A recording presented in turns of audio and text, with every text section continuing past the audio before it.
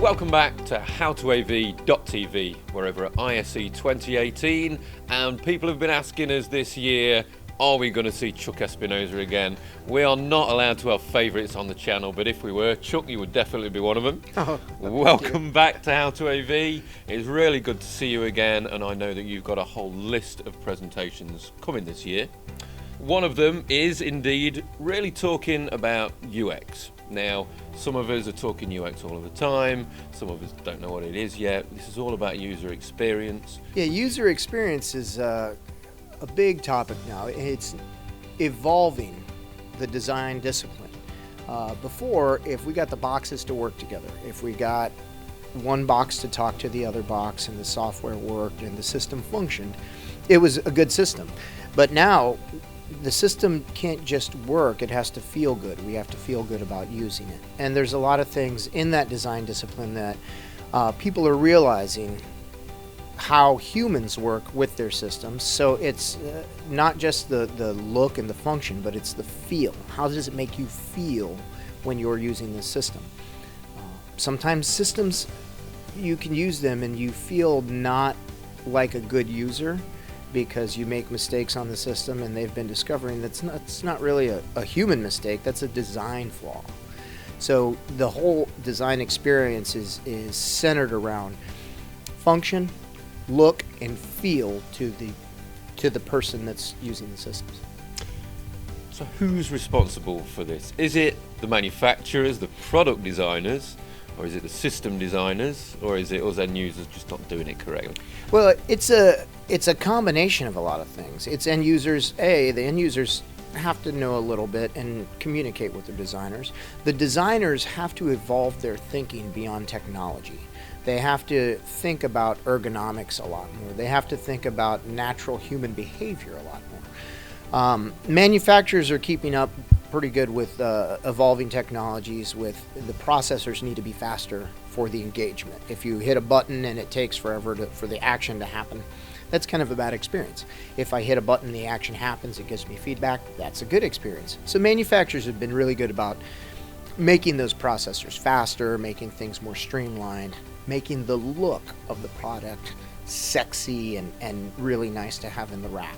Likewise, designers have been keeping up with the technology and what it needs to work. Now, the evolving design discipline is going to incorporate more of those human factors. So our technology designers are going to have to be a little bit more touchy-feely, a little bit more into the emotional aspect of people and how it makes people feel. And that's really going to be something that we have to go back and forth with our user, with our end user, with our customer, and maybe a little bit of education with the customer, because they don't know. They see the button and a couple seconds later it blinks and they get used to it. But if they can have something better, if they can have something more friendly. Before it was called user friendly, and we had to consider the human factor, and I'm doing a lot of air quotes. They now call it user experience. A better user experience is becoming a requirement out there in the industry and in commercial systems, because I think that end users' expectations have built so much. We're all used to using so much technology at home that just works, that now we have an expectation that when we go out into a public building, into an education building, no matter where we're going, we really expect things to work rather than us having to work at it. We do. We expect things to work at our workspace and at retail places and the gas pump like it works at home. I want to say to my speak and say device, whatever device that is, hey Siri, Alexa, whoever you are, I need a weather report, and I get it. When I go to a retail place, I want to look at what they have to offer or a map. A lot of the times you'll go up to a display and people will start to pinch the display expecting it to have the same qualities as an iDevice or a smartphone or a tablet. So people in general, our culture is getting more used to technology and the adaptation. And the consumer market has really been pushing personal technology for a long time. If you look at some kids nowadays, 3 and 4 years old, that go to a magazine and try try and pinch the magazine because they think it's oh, I have to actually flip a page. And that's foreign to them because they're used to an eye device or some type of device. So that drive of, I have it at home and it looks great, it sounds great, it works well. Why can't we have that here? And at home, my system does this. Can we get it to do that here? Like I can say, Alexa, turn on the TV, and my entire AV system goes on. Why do I have to press so many buttons? So yeah, that's a lot of what's driving it, is comfort of the home, bringing that into my workplace, and just technology being prevalent in the home. And so let's talk about the design process now for an integrator, for a system designer. How do we need to change? When we were purely looking at hardware, let's say, you can start with plan drawings and a piece of paper. Sure.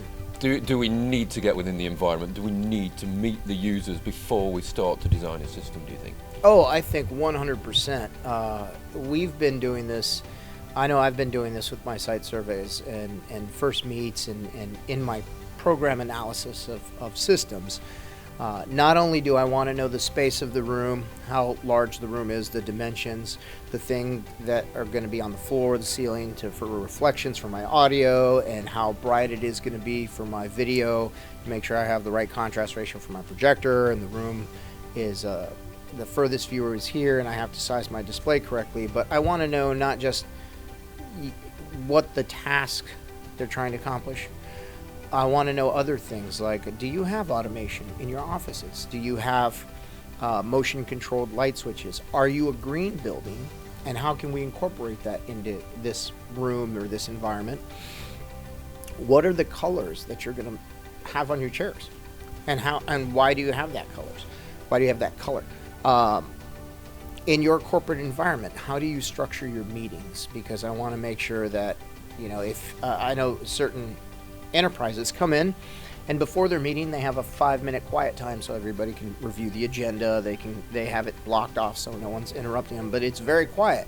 And if you can imagine starting that AV system, if there's a projector making a lot of noise in there, that disrupts their quiet. Well, if they do have that kind of corporate culture, I want to know that, so we do something to either baffle that fan noise while they're trying to be quiet, maybe meditate or just go over an agenda, or we do a flat panel. We can do a nice flat panel, large now. So knowing how they behave is going to help me design for their behavior. And I think relationships with other partners is going to make a big difference. We talk a lot on the channel about, as system designers, as integrators, what additional skills do we need to have? And they will invariably always be technical, and it will always be, you need to build your IT skills. The AV guys need to learn more IT, and the IT guys need to learn AV. Do we need to actually start talking to the architects, to the interior designers? Is that becoming key to a great user experience? And not only the architects and interior designers, I actually like to talk to behavioral specialists and people who are into analyzing habits. If you can think of any habit that you have and incorporate that, if we can incorporate that habit into your design, it feels good to you. Hey, this feels familiar because I do it like this all the time. That's a good experience. If you think about door design, a habit of a human is to reach up to a handle that's up and down and pull it. Natural act. If there's a bar, we push it. If you can think about that behavior in designing a door, and you see the door that has it up and down and you have to push it, most people will pull it and think, something wrong with me. I didn't do it the way the instruction said. That's actually a bad design for my human. So if I can incorporate these into the system, you start it, you like it, you play with it, you use it. You think that is a good experience. You use it more, you get good with it, and you develop this behavior. Well, you don't really have to change your patterns. We've incorporated that into our design. User experience is being talked about all over the industry more and more. It's something that a lot of us now need to start to consider. We know that some of the most successful designers, system designers and integrators are making this a key part of the specification now. There's a lot to learn from Chuck over here at ISE 2018. Thanks Chuck for joining us again. Plenty more to come from howtoav.tv.